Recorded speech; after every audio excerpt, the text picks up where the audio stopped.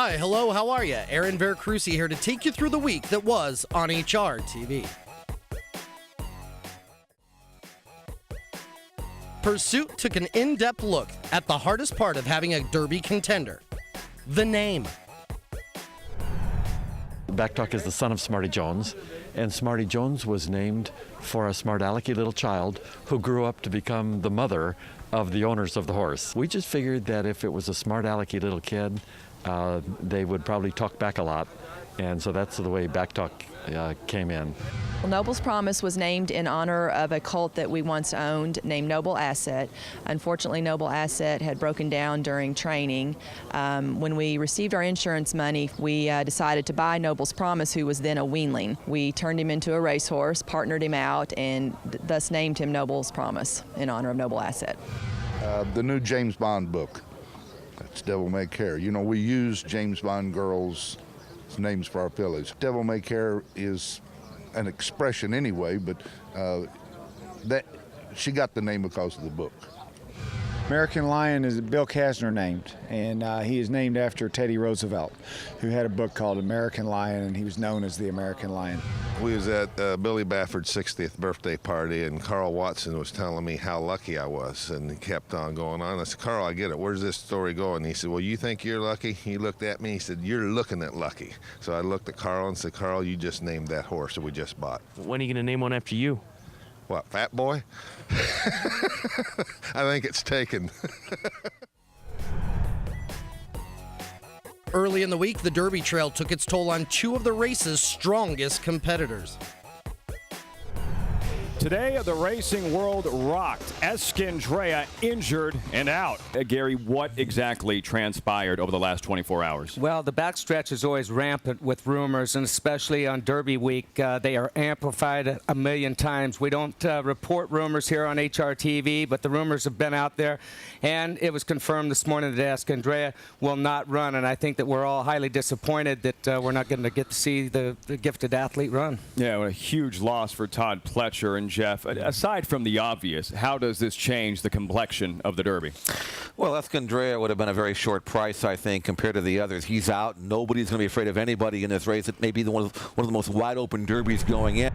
After the breeze, we were asked to radiograph his right front ankle, and unfortunately he has a lateral condylar fracture. It appears to be non-displaced. I think we're making arrangements right now to get someone to do surgery on him. I don't know those arrangements, but he is going to be scheduled for surgery. Obviously very disappointing, and you know, we just that's you know, it's hard to get to the Derby. Now that is the understatement of the week, and that is endorsement. Drilling this morning, a half mile in 47.2, and he looks good there. A solid work, but moments later, an injury revealed. Condylar fracture in his right front ankle. In short, endorsement is out of Derby 136. Lucky Hazelton gets a taste of the high life as Woodford Reserve's Chris Morris mixes up a $1,000 mint julep. Then comes the ice. 10,000-year-old ice. 10,000-year-old ice. Is it safe to have around us? Oh my gosh, it's absolutely pure ice.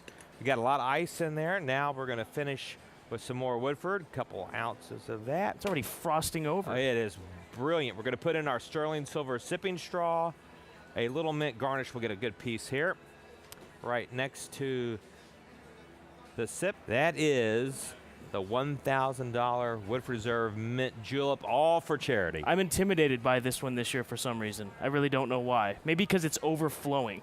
It's waiting. And I can it's wafting my way. It's trying to get at you. It really is. It's brilliant. And it is always my obligation to go ahead and try it for the viewers at home. I'm simply doing You're it duty for bound, everybody at home. Duty so bound to let's pick go up ahead and fire away here once again. Beautiful Tiffany cup. Marvelous as always. Absolutely marvelous. I better try it again. This is for a good cause. You guys to this point have raised over $250,000 in 4 years. Where does this money go and who's it helping? Every year is a different charity. For example, last week was the Disabled Jockeys Fund. This year it's the Barnstable Browns Diabetes and Obesity Center at the University of Kentucky. Well, we appreciate it always, Chris. Thank and it's you. always Good a lot to of have see fun you. having you here. And I tell you what, this has become the highlight of my week. Chris Morris from Woodford Reserve, the $1,000 mint jewel. Trainer Chip Woolley talks about what it's like to become a part of Kentucky Derby history. Chip, last year you could have walked around here and nobody would recognize you. Now everywhere you go, everybody says, hey, what's up, Chip? Yes, it's great. You know, the fans have been unbelievable, and to really be a part of something as big as the Derby is really an amazing thing. And sometimes it's a little overwhelming, to be honest, you know, but it's going to be a little bittersweet to watch him take his name off the paddock this evening, but it's been a lot of fun, and we've been very fortunate to be here. How's your leg doing now? It's doing great. We're about, doctors are saying 6 months to a year I should be healthy enough to at least jog on it. You know, right now I can walk, and it doesn't hurt much. I don't have much trouble with it, but it was a definite impediment last year. It took a lot away from the whole thing for me just because it was hard to enjoy it. You're working, you're trying to get around. You want to be there with the horse every time he goes to the track and stuff, and made it tough, but I'm getting pretty close to healthy, so I'm doing all right. And I know you were probably happy to ditch the crutches, but they actually have a pretty prominent place now, don't they? Sure they do. You know, toward the end of the meet here last year, but right after we got our trophies at the Stephen Foster, the Derby Museum people asked me, what are you going to do with those crutches? And I told them, I'm going to throw them as far as I can throw them. I said, I've had all I can take of them. And they said, well, we'd just love to have them in the museum. So we talked about it, and I said, well, you're more than welcome to them. As soon as I get off of them, I'll put them in a crate and send them to you because I don't want them. And they put them in there a couple weeks ago and on display. And, you know, that Derby's always going to be remembered for the crutches. I mean, they're a part of it. They'll always be a part of it. Nobody's going to forget that. So that's a great place for them, and I sure don't want them back. Losing his top prospect in Escandrea, Todd Pletcher talks with Jeff and Lafitte about his chances of breaking his Derby cold streak. When did you decide to get Calvin Morrell, and was it specifically because of how good he is here at Churchill Downs? Well, he won on him in the Kentucky Jockey Club in November here, and obviously he was riding great at Churchill when we brought him in at that time. So we rode him there, and then we had him lined up to ride him when he came back, and unfortunately the Tampa Derby was the same day that Rachel Alexander ran at the fairground, so that was an obvious conflict that we weren't going to be able to deal with. But when we got him back for the Arkansas Derby, that worked out well. I don't think it's fair that there's a focus on statistics and the 0 for 24 in the Kentucky Derby. I don't think many people realize this would have been your first favorite. It's not like you've saddled a bunch of 9-5 shots that have lost the Derby. How disappointing was it for you personally when you realized that Escandrea was not going to be healthy enough to run in the Derby? Yeah, it was a tough one, and I mean we've been around long enough and been around enough injuries and disappointments, but that one hurt. The horse had done so well this spring, and his Fountain of Youth and Wood Memorial were just unbelievable races, and it was the first time we came here with a horse that we knew was good enough, and that I felt like 1.25 miles was just going to be getting him going, and 1.5 miles was even going to be better, but it's unfortunate timing, and I feel really, really badly for Mr. Zayat, who was so excited about this horse, as we all were, and unfortunately it's part of the business none of us like. The HRTV talent all gave their top picks for the 136th running of the Kentucky Derby. It's got to be looking at Lucky. He's got all the goods, the pedigree, the connections, the style, everything I like about him. Well, I'm going to stick with the horse that brought me here. Looking at Lucky, I've been on his bandwagon all along. I'm going to go all the way to the other side of the field. Post number 20, Sydney's Candy. Awesome act, specifically on this kind of a track. Awesome, again, is a tremendous off-track side. I think Stately Victor for me at 30-1 is a good gamble, even though I have no idea if he's going to handle this mess or not. I thought he ran a great race in his return, obviously regressed last time out. And Leparoux knows how to save something for the final eighth of a mile. Watch out for Awesome Act. Super Saver gets Burrell. We're talking 07 with Street Sense. Agree with you with Awesome Act. I think you definitely just have to put a line through that last race. This Awesome Act could move up on the off-going. Super Saver absolutely will. John, how'd you see the Derby? I'm using 12 in the pick 6. 12. Looking at Lucky, Icebox, Super Saver, Stately Victor, American Lion, Dean's Kitten, Devil May Care, Conveyance, Awesome Act, Dublin, Backtalk, and Sydney's Candy. Okay, so but I'm you're going 12 deep. You're leaving 8 of them off your ticket. Yep. Are you comfortable with No.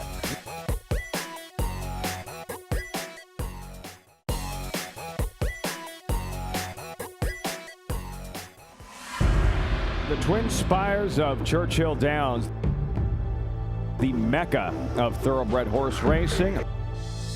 Escandrea sidelined at the worst possible time. He's without a doubt the best horse that we've ever brought to this stage. And the casualty list continues to grow. Endorsement out. Very disappointing, and we just that's it's hard to get to the Derby. We have 19 males and we have 1 filly in this field for the Run for the Roses. Looking at Lucky, number 1. Looking at Lucky, the reigning 2-year-old champion. I thought, this horse cannot catch a break. The likely second choice in the morning line, Sydney's Candy to number 20, the outside post. When I heard 20, I felt like Santa put a lump of coal in my stocking. Nobody's going to be afraid of anybody in this race. It may be one of the most wide-open derbies going in.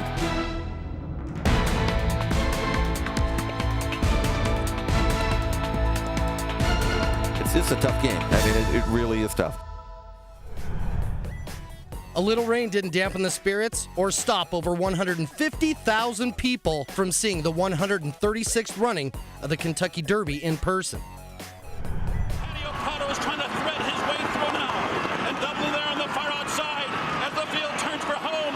Noble's Promise has the lead. Super Saver down on the fence, now he's in front. Super Saver, Calvin Burrell, 1 furlong from the Derby here. Noble's Promise runs in second. Patty O'Connell is now third. Make music for me, big long shot, now fourth on the outside, and they're coming down to the finish. And it is Super Saver, a late run from Icebox, but it's Super Saver and Calvin Burrell, the unflappable Calvin Burrell, riding that rail to victory once again in the Kentucky Derby. Only one can win the Run for the Roses. Pursuit also caught up with those who weren't as fortunate. My coat left good, and they didn't have nothing on the inside of me, so that's why I wanted to put him and get him to relax, and which he did, relax real kind. And I like this coat. He's all right, and I think he's starting to peak at the right time right now from the Derby. And like I told my wife last night, this was the main race. If I could win this race, I think this coat would keep on going because he's starting to peak right now. What'd you guys talk about after the race?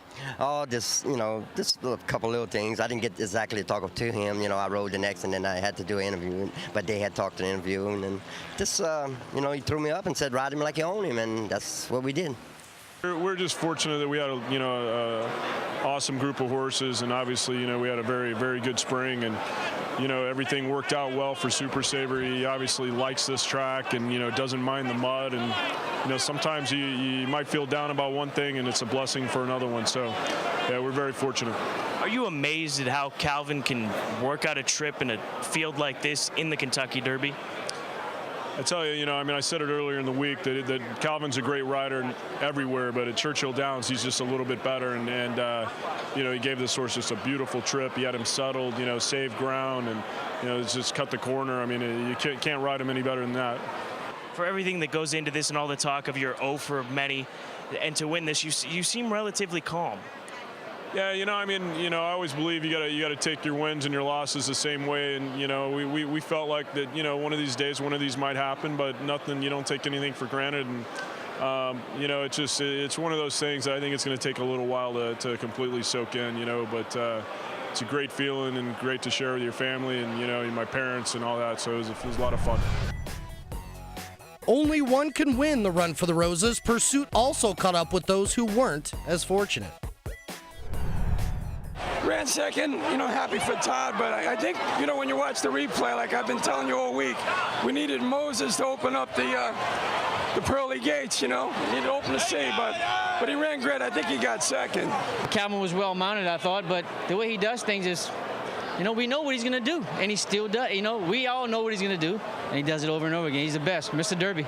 Lucky I quit watching him after the first bump. He was done. I wish he would have just pulled him up, but then I was watching Conveyance, and I go, well, maybe he can do it. It was fun watching him till the top of the stretch until he had to start riding him. Chip was good. I tried to move with Super Saver, but I couldn't. He kicked in and ran away from me. My horse tried to stay on as much as he could, but he just finished where he's supposed to. I got stopped at the quarter pole. I lost a lot of momentum. I think I could have won the race. I'm really happy for Todd. You know, he had one out there. I didn't know what year. It was my job to see that he didn't get it today, but he didn't pull it off. But I'm really happy. And Calvin, you know, he's got such a feel for this racetrack. I think Pat Day built it, and now he passed the deed on to Calvin Burrell.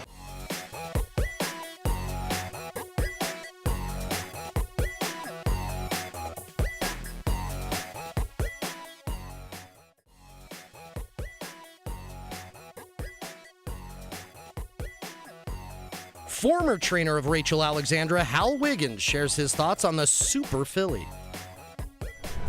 There is a lot of great memories, and you know, the thing that probably touched me most was that we won that race for a man that we had trained for almost 30 years, and we've been through a lot of ups and downs and had a lot of fun, but to win it for someone that's been with me for that long, it probably was more important than just watching the horse win the race. Hell, obviously everybody expected her to win. She had so dominated the division and trained so well up to the race, but still, as you see things unfold, so rarely in horse racing does everything go according to script, and having been in the business as long as you had been at that point, was it a little bit surreal when it actually all came together like that? It really was. Of course, even walking up to the paddock, you're still thinking in your mind, well, we hope everything goes all right and doesn't take a bad step or anything like that, and to see her come down the stretch and just widen like that and win by so many lengths, it was just a great feeling of gratitude. The La Troyenne Stakes came down to the wire for the 2009 Horse of the Year. Rachel Alexandra, who is still just lobbing along, driven to the inside. Distinctive Dixie, Morena, Zardana down the outside. Now he has to get to work on Rachel Alexandra. She's been eyeballed by Unrivaled Bell towards her outside. Inside the final furlong they go. Rachel Alexandra, she has a race on her hooves. Unrivaled Bell is sticking to her tenaciously. Unrivaled Bell, Rachel Alexandra in a thrilling race of heads. It might be Unrivaled Bell on the outside who has taken Rachel Alexandra. There's that hard work in Hazleton again. He caught up with Rachel Alexandra's trainer Steve Asmussen after another tough loss. I thought the filly was very comfortable and stuff. You know, she went 12 and change pretty much the whole way, nice and relaxed. You know, just she isn't quite as fast as she was at one point last year, and hopefully this is a step in that direction. I think the filly, you know, when she loped away from Be Fair in the second turn, she looked really good, but the other mare was on her immediately, you know, and she didn't give a lot from there to the wire. But you know, just kind of steady, but not real quick. What did Calvin have to say? He was very happy with how she acted today and relaxed. You know, just very concerned with how she was after the race. He said she felt 100%. You know, just not knocked out, and thought that she came back well. Do you feel discouraged at all? Well, absolutely. You know, you don't run a horse looking to get beat by any means, let alone somebody like Rachel. You know, it's hard to imagine her getting beat, but it just happened. Do you think that any of it has to do with the racing from last year? I think there's an adage in racing: you get paid for what you do, but you pay for what you do in every instance. And obviously, I think that this is somewhat of a hangover from it. The 2010 Kentucky Oaks featured a full field of 14.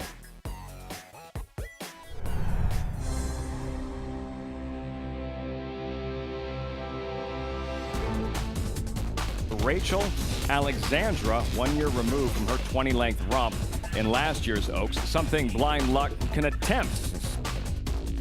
She's matured physically a lot since then. She looks like a different horse. She's a tough filly. She's a big, strong filly, and so we came in this race fresh, and like I said, she's ready to run.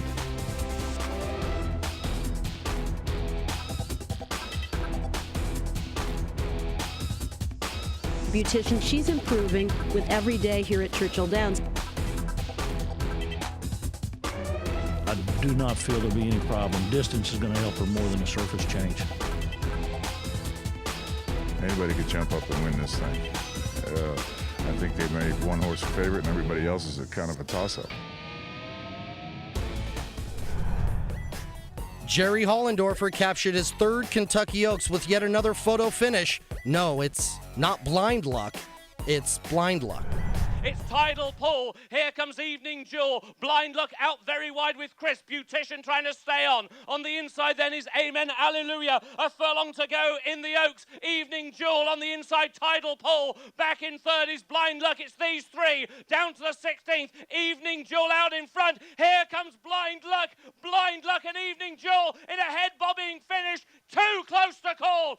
Evening Jewel on the inside. On the outside, Blind Luck in a photo to the Oaks.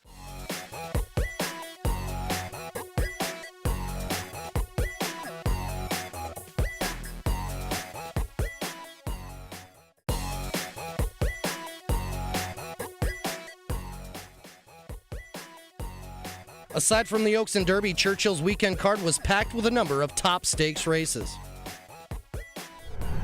16th, it's Central City, tackled now by Silver Timber. On the near side is Chamberlain Bridge, up towards the line. Silver Timber wins for the 11th time in his career. He takes the outside. They're racing inside the final furlong. Arson Squad is out in front by 2 lengths now. Flying Private in second. On the inside in third is Enrich. Prom Shoes on the outside. Arson Squad wins the Ali Sheba. Length and a half. Here comes Asphalt charging home, and to the outside is Guy's Reward. A 16th from the wire. Doubles Partner and Garrett Gomez in front. Doubles Partner wins the American Turf. Have gone clear over Vis-a-Vis in second. Hot Dixie Chick, not today. The 55th running of the 8 Bells goes to Buckle Up Buttercup. Tackled on the outside by Fowler, Ramon Dominguez, and Fowler sweep to the lead. And from last to first, Fowler takes the Churchill Downs Turf Mile. Smith and Free Flying Soul out in front. Tackled down the outside by Mona Di Moma. Mona Di Moma, a slender lead over Pretty Prolific. Mona Di Moma wins under Joel Rosario. Tackling away towards the inside. Lou Breton followed by Battle of Hastings. 16 from the wire.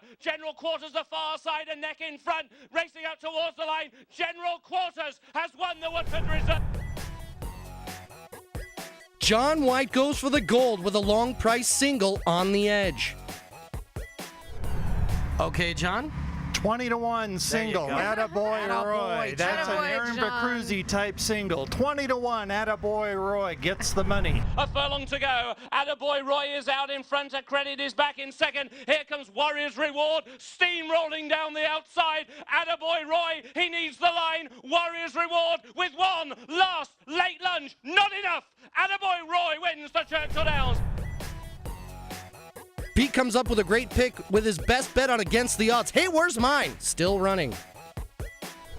Well, I'm going to go with Lou Brissy for everything we just brought up. Everything went wrong. They still won. I think there's a lot more we're going to see from this one. Neil Howard, you are now my best bet. I'm going to go with Lou Brissy there in the running of the Kentucky Juvenile. 12-pack Shelley now taken on by Lou Brissy down the outside. Wetzel's back in third. Boys at Toscanova running a mighty race. They're racing inside the final 16th. Lou Brissy and John Velasquez have gone to the lead. Racing up towards the line. Lou Brissy wins the Kentucky Juvenile. Tight second. HRTV also brought you the best racing from across the pond with the running of the 1,000 and 2,000 guineas. Place, Fencing Master in third, McPhee with a noseband in the centre, coming home very strongly. Inside the last furlong, Dick Turpin in front, McPhee's moved into second position. Canford Cliffs in third, McPhee though is going to win it for France with Christophe Lemaire. McPhee won to Dick Turpin in second place, Canford Cliffs in third. Special Duties coming through the challenger, Gillen Agrain is still there, Sent from Heaven also under the stand side group. Down the far side they're being led through by Music Show, but it is Jacqueline Quest and Tom Quealy being pressed by Special Duty as they race towards the line. There's very tight between these two fellas. They're going to hit it together. I can't split them. Jacqueline Quest and Special Duty. Gillen the Grainer behind them. That's all this week on HRTV. Here's a look at what's coming up next week as we're still in pursuit of the crown.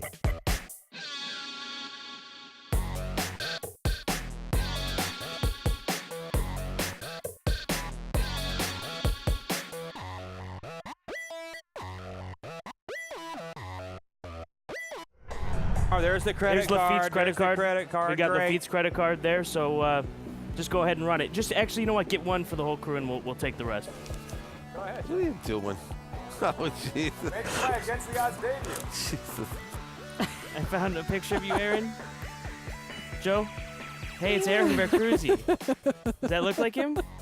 Well, I not only had to make a statement, I had to outdo Kate and Bradar, and I guess I had to outdo the Twin Spire behind me because I think I've exceeded the height of the Twin Spire with this hat once again here in 2010.